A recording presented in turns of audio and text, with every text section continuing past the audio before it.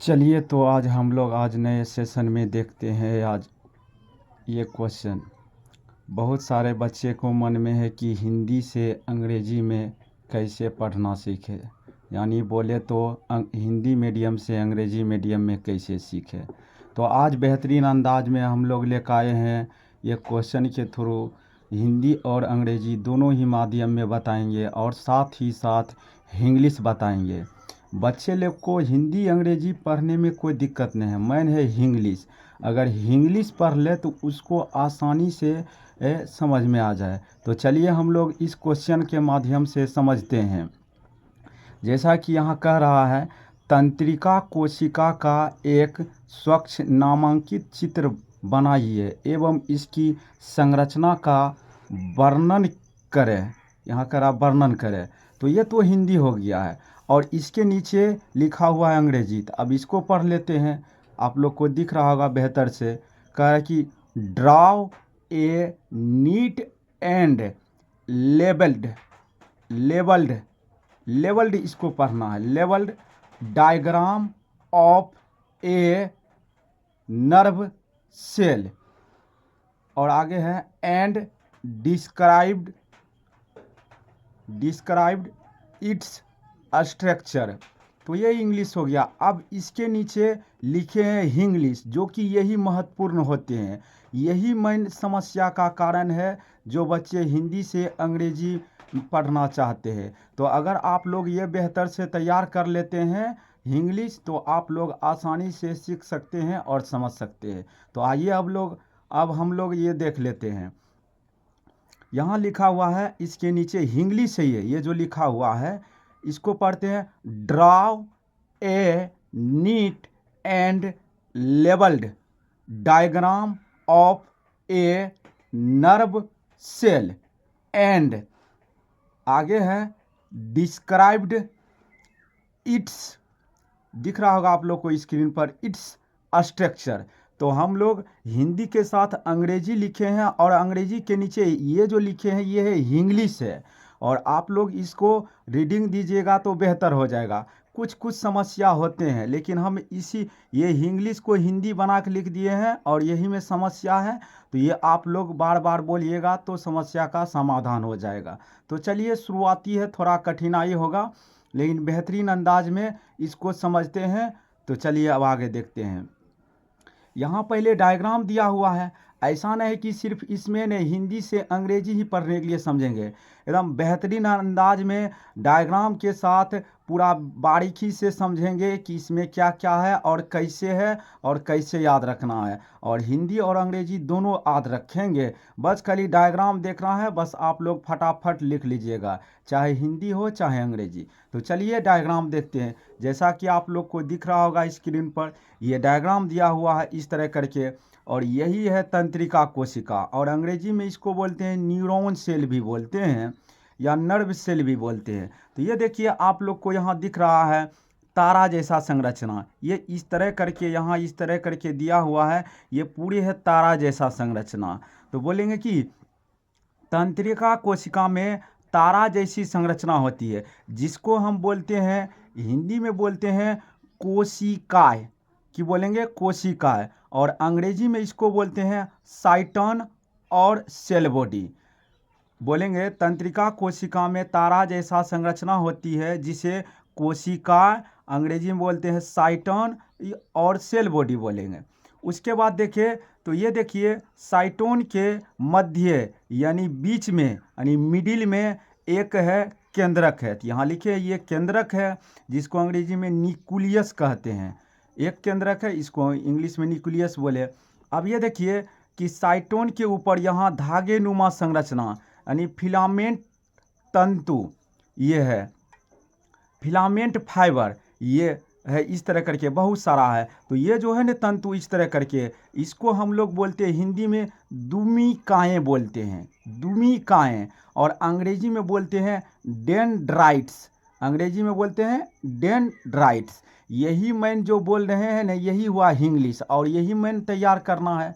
तो आइए अब आगे देखते हैं। इसके आगे ये देख लिए हम लोग, अब आगे देखते हैं। तो ये देखिए तंत्रिका कोशिका में इस तरह करके लंबा वाला जो भाग यहाँ तक आया है, इस तरह करके ये वाला यहाँ तक, ये वाला जो लंबा वाला भाग है ना, तो इसको हम लोग बोलते हैं हिंदी में तंत्रिकाक्ष, तंत्रिकाक्ष बोलते हैं, और अंग्रेजी में बोलते हैं एक्सोन।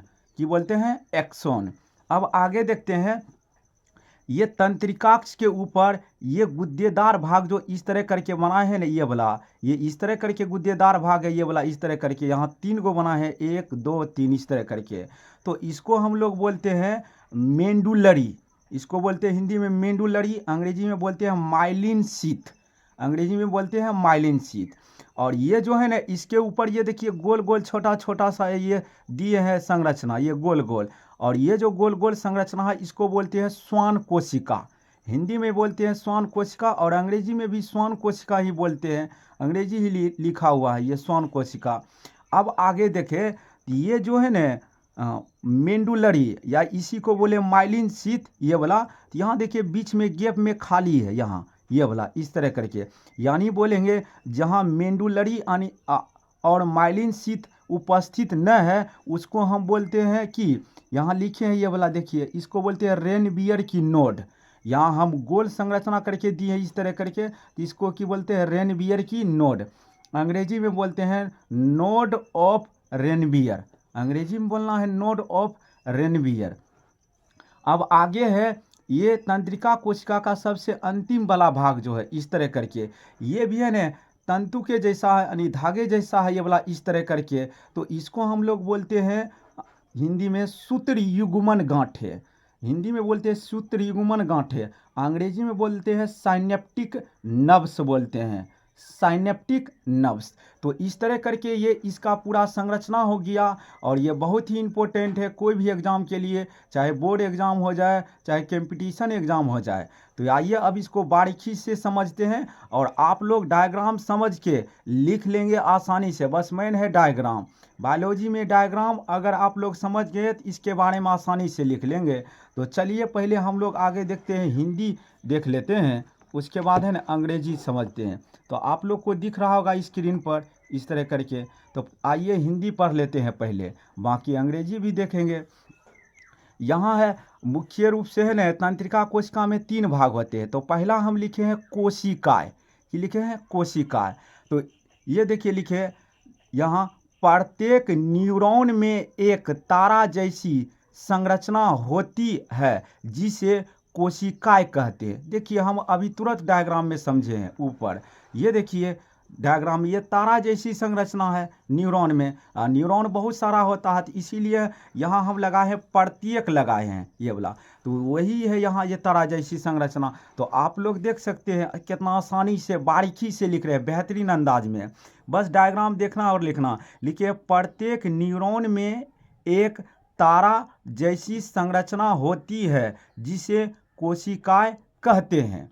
अब आगे देखते हैं, आगे लिखा हुआ है कोशिकाएं में कोशिका द्रव एवं एक केंद्रक उपस्थित होते हैं। लिखे हैं कोशिकाएं में कोशिका द्रव एवं एक केंद्रक उपस्थित होते हैं। अब ये देखिए डायग्राम में, यही है कोशिका, ये वाला पूरा भाग है कोशिका, और ये देखिए इसका तो ये होगा द्रव, इसमें कोशिका है, तो यही द्रव को हम बोलते हैं कि कोशिका द्रव बोलते हैं, और इसके बीच में की है एक केंद्रक है, तो यही बात लिखे है। बस ये वाला डायग्राम देखे और यहाँ लिखेंगे, यहाँ देखिए वही लिखे हैं कि कोशिकाएं में कोशिका द्रव एवं एक केंद्रक उपस्थित होते हैं, यहाँ लिखे। अब आगे लिखे हैं कोशिकाएं में संवेदना विद्युत आवेग में परिवर्तित हो जाता है। बहुत ही इंपॉर्टेंट है ये लाइन ऑब्जेक्टिव के लिए, कोशिकाएं में संवेदना विद्युत आवेग में परिवर्तित हो जाते हैं। ये कोशिकाएं जो है ना संवेदना विद्युत आवेग में परिवर्तित हो जाते हैं, यही वाला जो है कोशिका, यही में सूचना या संवेदना जो है ना विद्युत आवेग में परिवर्तित हो जाते हैं, और यहाँ से ये आगे की ओर ऐसे चलते हैं, आगे जाते हैं, यहाँ अंतिम छोर तक जाते हैं। तो ये देखिए आप लोग देख लिए कि कितना बेहतरीन से डायग्राम को देखे, समझे और लिख लिए आसानी से इस तरह करके कोशिका के बारे में। अब चलिए अंग्रेजी पढ़ लेते हैं, अंग्रेजी में क्या लिखा हुआ है, बस वही है, सेम टू सेम है, और बहुत ही बारीकी से बता है, समझ में आ गया आसानी से। देखिए लिखे साइटोन और सेल बॉडी। अंग्रेजी में बोलते हैं कोशिकाएं को साइटोन और सेल बॉडी। यहाँ अब इसका इंग्लिश देख लीजिए, साइटोन और सेल बॉडी। यही पढ़ने में बच्चे लोग को दिक्कत होते हैं।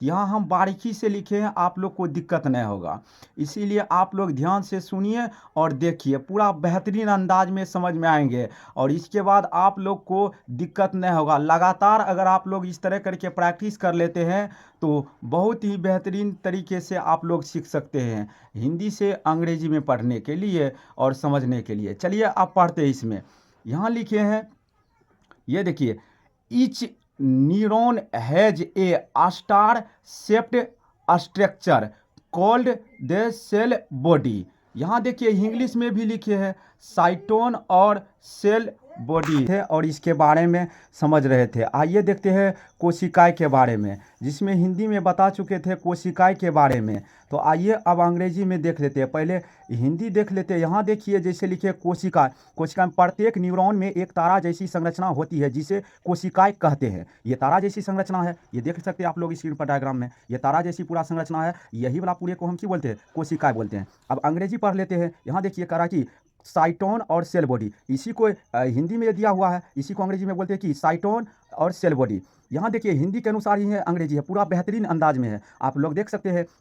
प्रत्येक है तो इसका अंग्रेजी ईच लिखे है, न्यूरॉन है तो neuron has a star shaped structure called the cell body. देखिए वही लिखे, प्रत्येक न्यूरॉन में एक तारा जैसी संरचना होती है, तारा जैसी संरचना जिसको अंग्रेजी में बोले कि star shaped structure called the cell body, यही लिखे अंग्रेजी में। अगर आप लोग को दिक्कत है तो इंग्लिश में यहाँ बेहतरीन अंदाज में लिखे हैं, आप लोग देख सकते हैं, ये बोला पूरा बेहतरीन अंदाज में, ये बोला इस तरह करके यहाँ लिखे साइटोन और सेल बॉडी। यही अंग्रेजी को इंग्लिश यहाँ लिखे है each neuron has a star shaped structure called the cell body और साइटोन, यही लिखे हैं। उसके बाद यहाँ देखिए हिंदी देख लेते हैं, अब तीनों एक ही साथ बताते हैं, अब दिख रहा होगा आप लोग को बेहतर से। देखिए अब कोशिकाएं में कोशिका द्रव एवं एक केंद्रक उपस्थित होते हैं। ये देखिए लिखे कोशिकाएं में कोशिका द्रव एवं एक केंद्रक उपस्थित होते हैं। यहाँ देख सकते हैं आप डायग्राम में, यही है कोशिका और कोशिका है, यानी इसमें है ना ये वाला जो इस तरह करके बता, यही है कि कोशिका द्रव है और इसके सेंटर में की है एक केंद्रक है, यही वाला है, तो वही बोले हैं, बस डायग्राम देखे हैं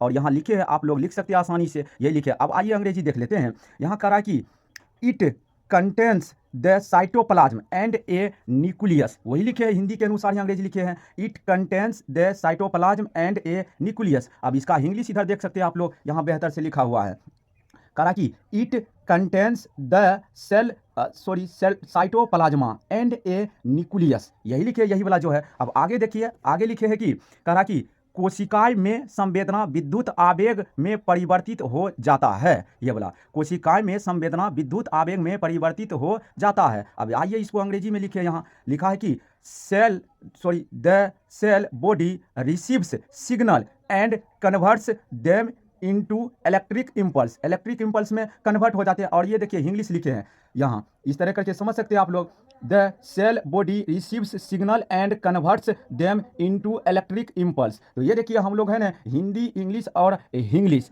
यहाँ हिंदी में है, यहाँ इंग्लिश में है और ये इंग्लिश में है, पूरा बेहतरीन अंदाज में देखे हैं। तो तंत्रिका कोशिका का मुख्य रूप से 3 भाग होते हैं। पहला होता है कोशिका, ये वाला जिसके बारे में हम लोग देखे हैं, ये वाला, और दूसरा होता है दुमिकाएं और तीसरा होता है तंत्रिकाक्ष। तो इस वीडियो में है ना हम कोशिकाएं के बारे में बताए हैं और दुमिकाएं और तंत्रिकाक्ष के बारे में अगले वीडियो में लेकर आएंगे। तो ये इस तरह करके आप लोग समझ सकते हैं। अगर आप लोग इस तरह करके बेहतरीन अंदाज से प्रैक्टिस करते हैं तो आप लोग आसानी से हिंदी से अंग्रेजी पढ़ने के लिए सीख सकते हैं, या कोई भी अंग्रेजी से हिंदी सीखना चाहते हैं तो वो भी सीख सकते हैं, क्योंकि यहाँ पूरा बेहतरीन से बताए हैं। तो आज हम यहीं तक रहने देते हैं, बस आप लोग बेहतर से कार्य कीजिए इस पर, बाकी जो होगा आगे देखा जाएगा। बस एक ही बात है, बस आप लोग कार्य कीजिए। तो आज यहीं तक रहने देते हैं, बस बाकी मिलते हैं अगले वीडियो में।